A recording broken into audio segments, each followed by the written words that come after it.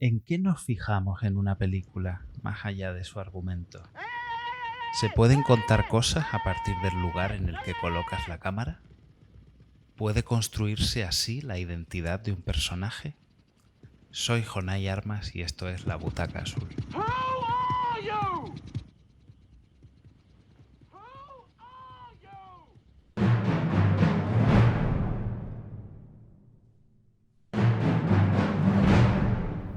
El año en que se estrenaba Sicario, la película de Denis Villeneuve, Denis Villeneuve.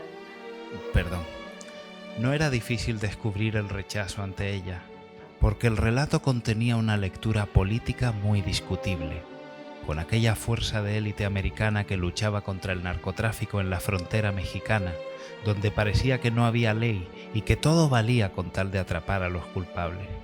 Por no hablar de un cierto tono machista, en el que Emily Blunt, Kate en la película, un agente del FBI, terminaba ninguneada por sus compañeros y dejada de lado.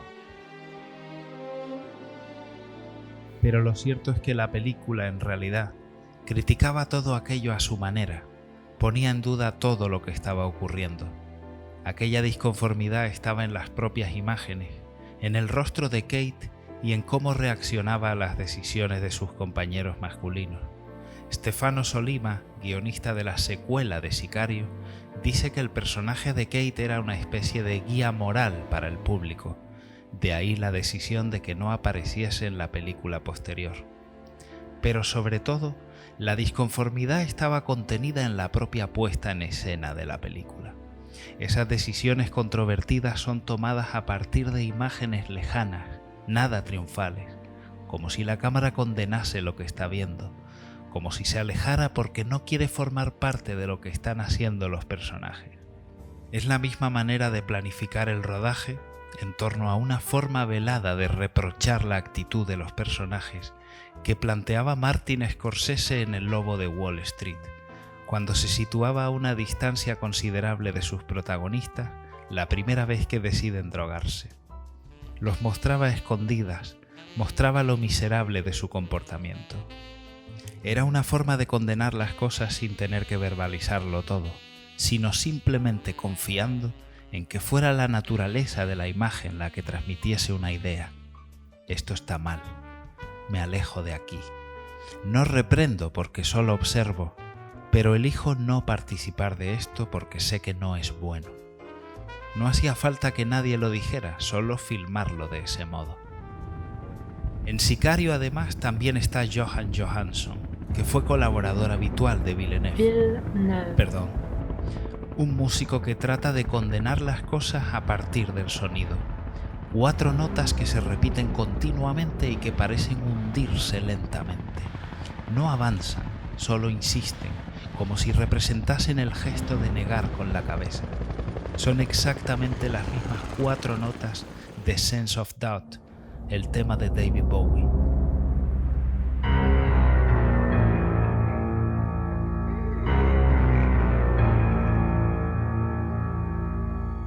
Es la misma idea que repetiría Philip Glass al convertir la música de Bowie en una sinfonía. Sense of Doubt, el sentido de la duda. Ponerlo todo en duda con 4 notas musicales. Y también está Roger Deakins, director de fotografía y autor de esto, de esto.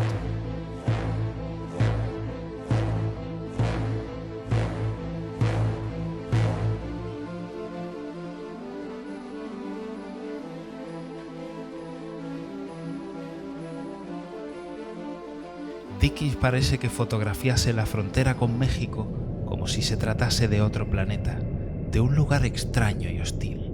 Las decisiones controvertidas, inhumanas, han terminado por convertir la Tierra en un lugar que nos recibe con extrañeza, que nos recuerda que no nos pertenece. Otra forma de condenar sin tener que hablar. Un artista capaz de convertir la incursión final en el túnel de la frontera en las puertas del infierno. En el cine de Denis Villeneuve. Villeneuve. Perdón. La manera de decir que las cosas no van bien siempre parte de algo que se rompe y permite ver más allá de la superficie. Un agujero en la pared puede ser la puerta a otra dimensión, ver a través del caos, en la pared o en el suelo, como en Prisoners, cuando la realidad se quitaba todas sus capas para revelar que la perseverancia era lo único que importaba. O cuando en la secuela de Blade Runner, el agente K descubre que hay un cofre sepultado bajo la tierra. O más adelante, cuando tiene que descender a lo más profundo para descubrir que tal vez no sea la persona que él pensaba.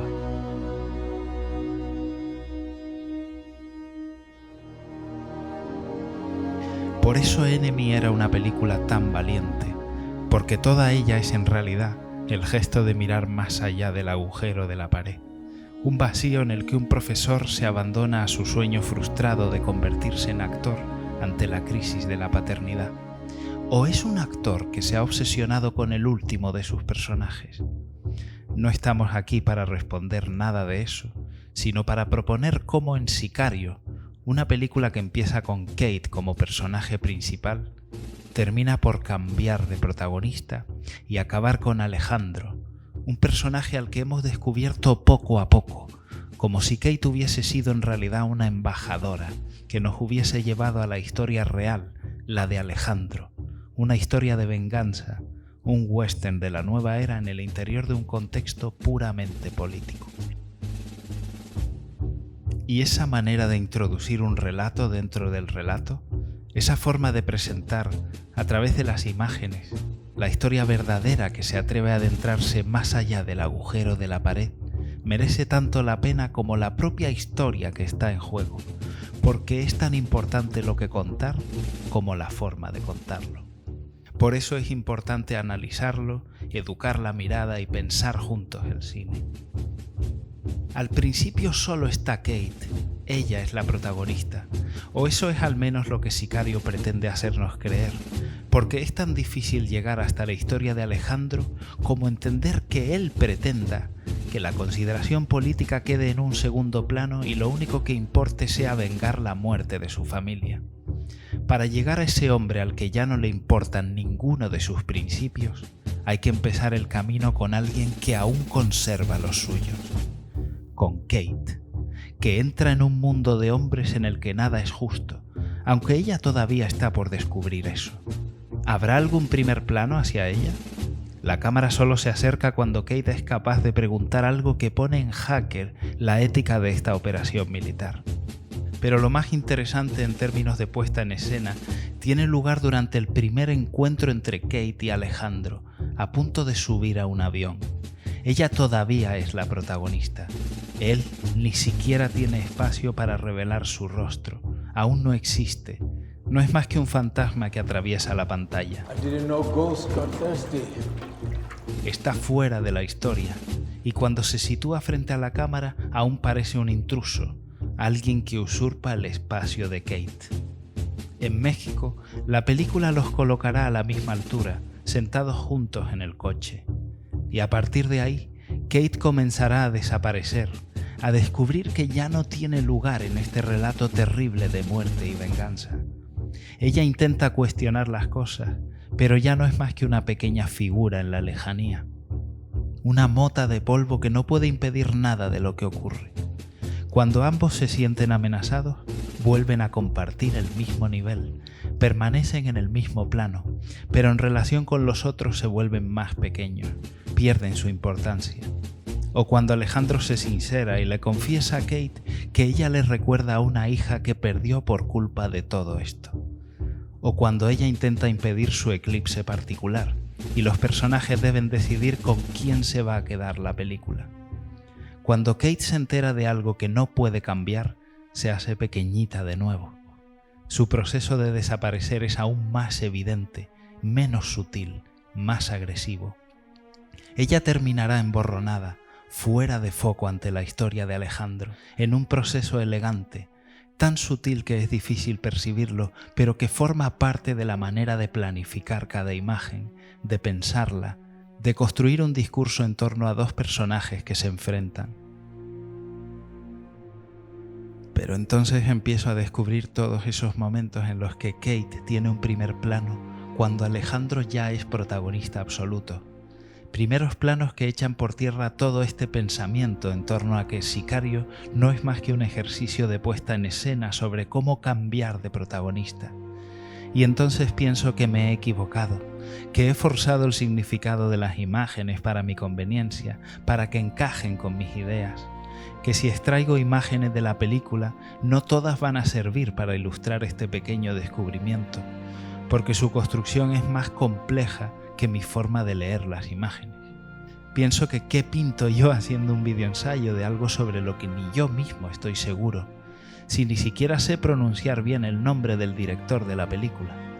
Pienso que con qué sentido hacerlo si no hay ninguna verdad absoluta en la imagen cinematográfica, que las imágenes son un flujo continuo y que extirparlas del conjunto les quita todo el significado que podrían contener. De ese flujo continuo, del acto de ver todo en conjunto, es de donde nace el significado real. Todo debe estar conectado no solo al nivel de la imagen, sino en el flujo del tiempo. Por eso es tan importante desconfiar de la práctica de sacar una imagen de contexto y alabar las virtudes de un solo fotograma, que es justo lo que hice yo hace un momento con Roger Deakins, justo lo que he hecho todo el tiempo con Sicario. Y entonces pienso que no hay forma de desentrañarlo, de separar las partes.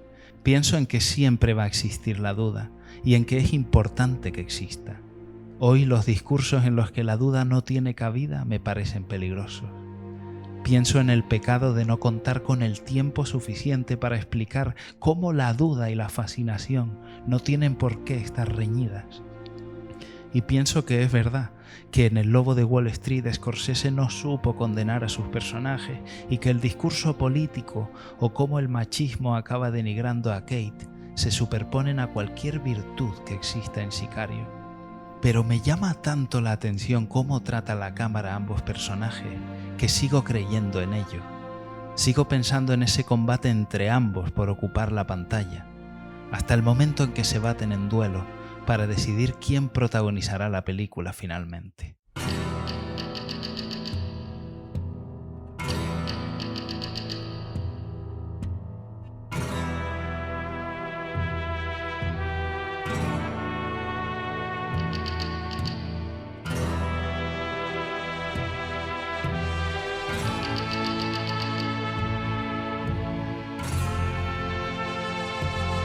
No, perdón, esto no lleva música. No puede llevarla. No puede haber música cuando el relato en realidad se ha detenido. La ficción ha quedado en suspenso hasta que estos dos personajes, que se han rebelado contra la propia película, decidan entre ellos quién va a quedarse, quién va a imponerse frente al otro. Kate luchando contra el destino, no el de su argumento, sino contra el destino de unas imágenes que intentan olvidarla. Esa batalla imaginaria entre protagonistas es la que hace interesante volver a Sicario, aprender de ella, entender que este salto desde Kate hasta Alejandro es casi un acontecimiento. Hay otros muchos ejemplos. La historia del cine es larga y ancha, y la memoria es escasa. Pero es posible que no haya existido un cambio de protagonista tan radical desde Lawrence de Arabia. Robert Bolt, que también fue guionista de Dr. Zhivago o de Un hombre para la eternidad, pensaba al escribir lo que estaba construyendo a la vez un héroe y a un villano dentro del mismo personaje.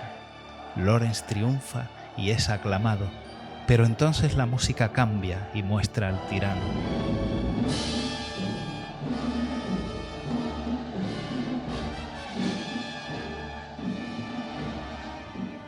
Vemos sus luces y también sus sombras, dos personajes contenidos en uno solo, en una película que tiene mucho que ver con la identidad. Who are you? El héroe no existe, es solo una sombra, es un ideal, no una persona.